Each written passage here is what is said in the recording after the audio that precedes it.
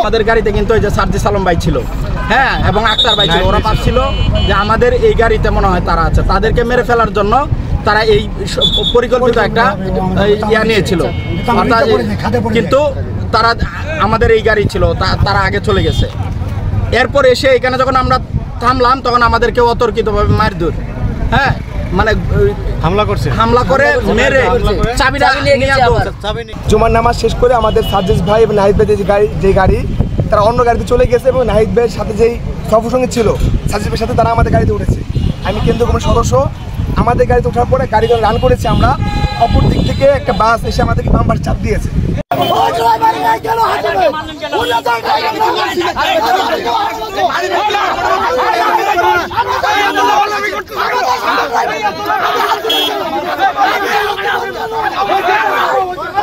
গাড়িটা একটু জন্য খাদে পড়ে যায় নাই, ব্রিজে ধাক্কা খেয়ে আবার গাড়িটা আইল্যান্ডে উঠে গেছে এবং গাড়ির চাকা এবং গ্লাস সব ভেঙে গেছে।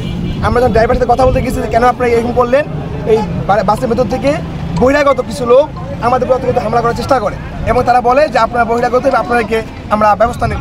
তারা কে বা কারা জানতে চাই, তারা কোনো পরিচয় না দিয়ে আমাদের উল্টো পাল্টা হামলা করে এবং ড্রাইভারকে মেরে তার চাবি ছিনতাই করে নিয়ে যায় এবং দীর্ঘ প্রায় আধা ঘন্টার কারণে আমাদের পুরো রাস্তার বহর আটকে থাকে এই বহিরাগত লোকদের কারণে।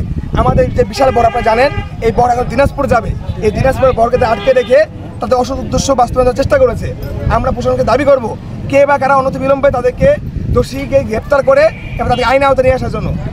আলহামদুলিল্লাহ তারা চাপ দেওয়ার কারণ জিজ্ঞাসাবাদ করলে তাদের কাছ থেকে বাসের যাত্রী অথবা ওই স্থানীয় একজন লোক তাদের চাবি নিয়ে যায়, পরবর্তীতে তাদেরকে চাবি দিয়ে যায়। আমরা তদন্ত সাপেক্ষে এর ব্যবস্থা নেব। ধন্যবাদ সবাইকে।